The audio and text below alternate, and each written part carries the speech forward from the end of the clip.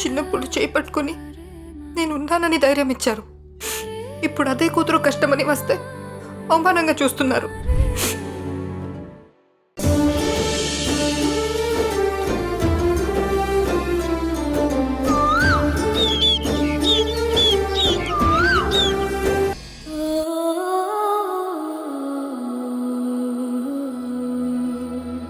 ప్రియా నాతో కలిసి ఉండడం, ఈ ఇంటి కోడలిగా గౌరవం పొందడం ఎప్పటికీ కుదరదు.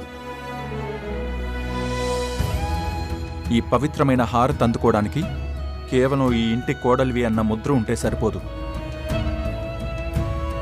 మోసంతో ఈ ఇంట్లోకి అడుగుపెట్టిన వాళ్ళకి, అబద్ధాలతో బంధాన్ని వెలకట్టే వాళ్ళకి ఆ దేవుడి ఆశీస్సులు పొందే అర్హత లేదు.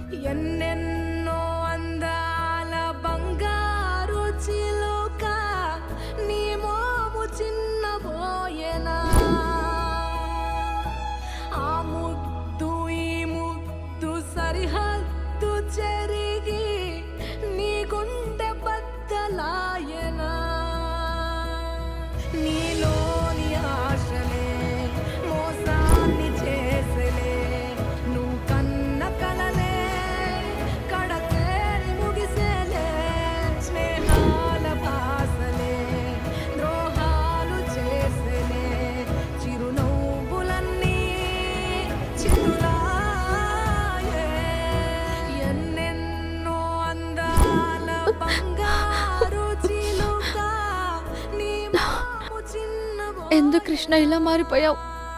ఇంతలా నువ్వు మారిపోవడానికి నేనేం పాపం చేశాను?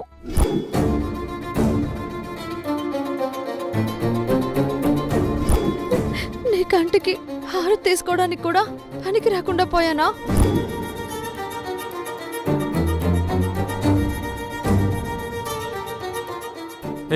నువ్వు అసలు భార్యగానే పనికిరావు, ఇంకివన్నీ ఎందుకు? భార్య అంటే అన్నిట్లో భర్తకి తోడుగా ఉండాలి, కానీ నువ్వు మాత్రం మీ అత్తయ్యకి ద్రోహంలో తోడున్నావు. కృష్ణ కృష్ణ నువ్వేడిస్తే జాలిపడి నీ కన్నీళ్లు చూసి కరిగిపోయే పాత కృష్ణ కాదిప్పుడు. నీ ఏడుపు చూడ్డానికి కూడా నాకు చిరాగ్గా ఉందే. కృష్ణ, నీకు నా ఏడుపు చిరాగ్గా ఉండొచ్చు, కానీ నా కన్నీళ్ల వెనుకున్న నా ఆవేదన మాత్రం నిజం. నన్ను నమ్ము. ఇలాంటి అబద్ధపు కబుర్లు వినే ఓపిక నాకు లేదు. నన్ను వదిలే. ఏదో మా అమ్మ చెప్పింది కదా అని నిన్నింకా ఈ ఇంట్లో ఉండనిచ్చాను. లేదంటే నీ గురించి నిజం తెలిసిన అదే రోజు నీకు ఈ ఇంట్లో ఆఖరి రోజై ఉండేది. అయ్యో, ఎందుకు కృష్ణ అలా మాట్లాడతావు? అంత పెద్ద నేరం నేనేం చేశాను చెప్పు? అత్తయ్యకి సంబంధించిన నిజం దాచాను, అంతేకాని నేనేమీ అబద్ధం చెప్పలేదే. అబద్ధం చెప్పినా క్షమించుండేవాణ్ణి, కానీ నిజాన్ని దాచి నన్ను మోసం చేశావు నువ్వు. కృష్ణ, నేను నిజం చెప్పకపోవడం నా తప్పే, ఒప్పుకుంటాను. అప్పుడున్న పరిస్థితుల్లో నీకు నిజం చెప్పలేకపోయాను. నాకు భయం వేసింది. దాన్ని భయం అనరు, స్వార్థం. స్వార్థం అంటారు.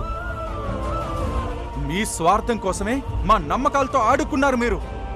కృష్ణ, నా కృష్ణనే ఇలా మాట్లాడుతుంది. నువ్వు పూర్తిగా మారావు కృష్ణ. నేనేమీ మారిపోలేదు. మీ అసలు రంగు తెలిసాక నా మనసులో మీ పట్ల అసహ్యం పెంచుకున్నాను, అంతే.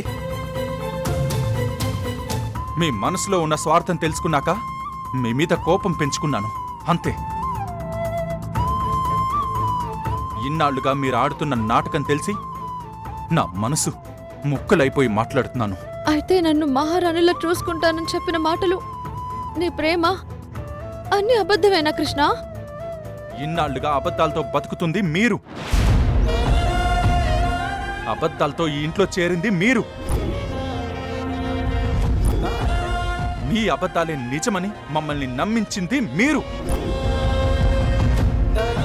ఒకవేళ నేను అబద్ధం చెప్పినా అది అబద్ధమని చెప్పే అర్హత కూడా నీకు లేదు.